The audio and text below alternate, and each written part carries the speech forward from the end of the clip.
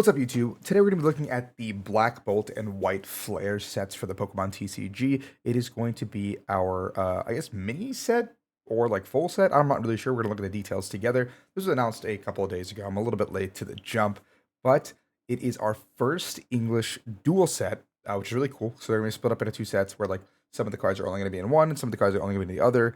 A nightmare for collectors. I get it. I saw a couple other stuff that I guess we'll talk about. It's a nightmare to collectors, but I'm going to be focusing more on the competitive stuff or the competitive aspect of the cards here.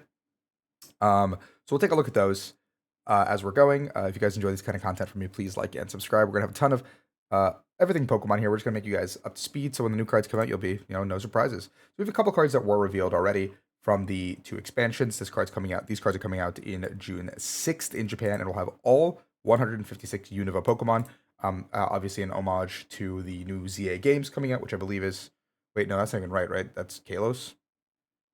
All right, maybe I'm just wrong. I don't remember the games very well, to be honest. But yeah, we have this Snivy, Serperior, nothing crazy. We have Serperior EX here, so one of our first EXs we're going to see. 320 HP, Stage 2 evolves from Servine. Ability Royal Cheer, attacks used by your Pokemon do 20 more to your opponent's active. And then the Grass order is Grass and triple colorless, and is search deck for 3 cards, put them into your hand. A reasonable attack, but it is far too many energy cards to do it, and the damage is a little bit too low, I think. I guess does Royal Cheer stack with Grass Order? I guess a 170 base at every given point. So I guess 170 does two-shot pretty much everything in the format, so maybe like it is fine, and we don't have like a ton of good grass support. So maybe this is okay, and these guys are pretty, POF and searchable. Just had to make sure double check that. Victini, V-Force, Double Fire. If you have less than 5 bench, does nothing. 120. I mean, I guess you could play this in like Zard or something. It's just like a cleanup, but I mean, I think Chiyu is better right now.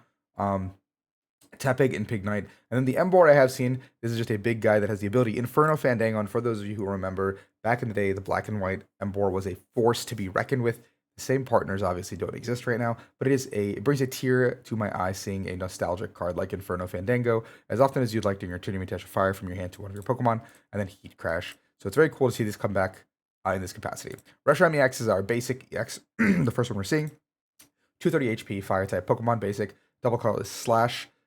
Blaze Burst, 130 for 2 fires and a colorless, and does 50 for each prize card your opponent has taken. Discard energy from this Pokemon. Actually, a pretty good mid to late game attacker, I think. The problem is 230 is like, I don't know how we're getting these fires on this guy, to be honest. But this attack is like actually pretty reasonable. I actually think it's like super doable. Like once your opponent's taking 2 prize cards, like this guy is pretty much one-shotting any of the baby guys, and when they take 3 prize cards, you're one-shotting stage 1 EXs for a good bit. So I think this card can actually have like a lot of potential in like some sort of fire toolbox deck potentially. We have the Oshawott Duat, and we have Samurott that has the strong currents ability. Once you're in turn, you must switch your active. You're active with one of your bench. If you do, your opponent switches their active with one of their bench. You don't get to choose or anything, so that's pretty bad, I think. Nothing crazy there. Kyurem EX or Kyurem EX, I don't actually know how to say it correctly. 230 HP, water type Pokemon. Slash once again. So it looks like all the legendaries in this generation of Slash as the first attack, and then Blizzard Burst, 130 water colorless, and 10 to each of your opponent's bench set for each prize card your opponent has taken. So a spread strategy. Obviously, Shaman being in the format just completely negates this card from being somewhat reasonable. But this would be really funny in like a Frostlass Monkey Dory deck where you can just like slam this down with a bunch of waters and then just like Blizzard Burst to close out the game. Or like a spread strategy. So like maybe if a spread strategy becomes like legitimate in some capacity, this could be a really cool card. But I think as long as Shaman exists, it's not great. And then we have Zekrom, which has the exact same Slash attack, 230 HP, Lightning type. Lightning Voltage Burst, 130. Lightning colors, plus 50 for each prize card your opponent has taken, and you take 30 back to yourself. So the Fire one discards. This one accelerates back. Also, again, not a bad attacker. If there's a way to accelerate to it, I think I saw a couple cards that were revealed. I can't wait to get to those in a second. This will be a decent attacker, I think. Obviously, we need to have an early game strategy while you're like ramping up to this. But I think this is a good like toolbox card in the lightning type thing.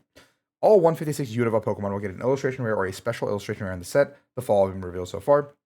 If you're a Unova collector or a collector in general, this has got to be a like nightmare for you to get everything together. But I think it's really cool if you like some of these Pokemon. Like I'm obviously not going to collect everything, but there are a couple Pokemon I think is cool. Like I think this card's pretty looking. This is like very cool looking as well. I'm not like a big fan of the starters in this generation, but like this is, I don't know, man. Like look at this Tepig. This is like a adorable card. This Oshawott's like super cute too. Like I really like the arts. Looks like, okay, this is deluxe packs, which comes with a guaranteed illustration rare. Oh, interesting. And we'll see the horizontal paper hollow paper pattern that we used on black and white cards. There's a Victini promo in Japan. And so we'll jump into the more cards revealed. I'm just going to go right into it. There's a Dynamo and the Electric. This is the one I want to talk about. Electric is this card was a cornerstone of the metagame for so unbelievably long, and I'm interested to see if it will be able to make a return in some capacity because you can attach once per turn a basic lightning energy from your discard pile to one of your bench Pokemon. It's basically the exact same card it was from 2012 in Next Destinies. And this card was so impactful because it's pretty easy to set up. We had like level ball and stuff obviously back then, but you can still like Poffin for Dynamos. You can still like Jacques for the Electrics. Obviously, if there's a little more discard you have going for you, a little more like a quicker way to get through your deck. Those cards obviously don't exist. We don't have like Junk Arm, Dual Ball. The game is not as item heavy because of Badoo existing, but as soon as Badoo rotates or some capacity, this electric card could be very very good. Lillipup and Herdier, nothing crazy. I was hoping Lillipup would have like a pickup attack because it usually has like one of those or collect typically. Stoutland has Odor Sleuth for each head, flip a coin, put card from your discard pile, nothing crazy. 100 plus 100 for special energy, but 4 energy is a steep cost. Not doing that. Energy retrieval does make a return. Looks like this card is really not being rotated. It does have a new printing eye block. Yeah, it looks like it has an eye printing, so it's going to keep going. We have Air Balloon making its return, which is -2 retreat cost to the Pokemon that this tool is attached to, which is a significantly different card from Floatstone, which existed in the same time. Air Balloon was like a newer version of Floatstone, but Floatstone was a little bit more imbalanced back in the day because it was just a free retreat, and that just made so many like big guy strategies like way more viable. But I think Air Balloon is like a balanced way to do it because I think a skateboard once that rotates will be a pretty like it will leave a concerning lack of that like resource in the metagame, and Air Balloon will fill that. Research is back once again. I did know that this is a G printing still, so they don't have any intention of printing research forever. They might print similar effects, but once the G block rotates, which I believe is next year, because we just did F, A, B, C, D, E, F, G. Yep, that was embarrassing. Sorry, guys. But once the Juniper is gone, I think we will not have a research style effect coming up. This Hilda is a cool card. I actually saw this one online. Search your deck for an evolution and energy card, reveal and put them in your hand. There's a lot of really cool special energies that are printed in this set and that already exist in the format. So now you get to play some cooler strategy, maybe with reversal energy.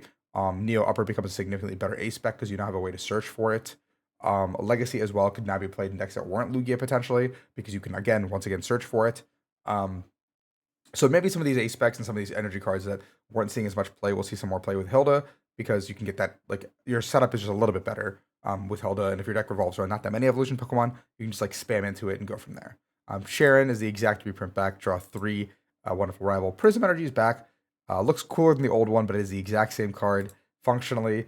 It's a colorless energy, but if it's attached to a basic, it provides every type of energy, but only one at a time.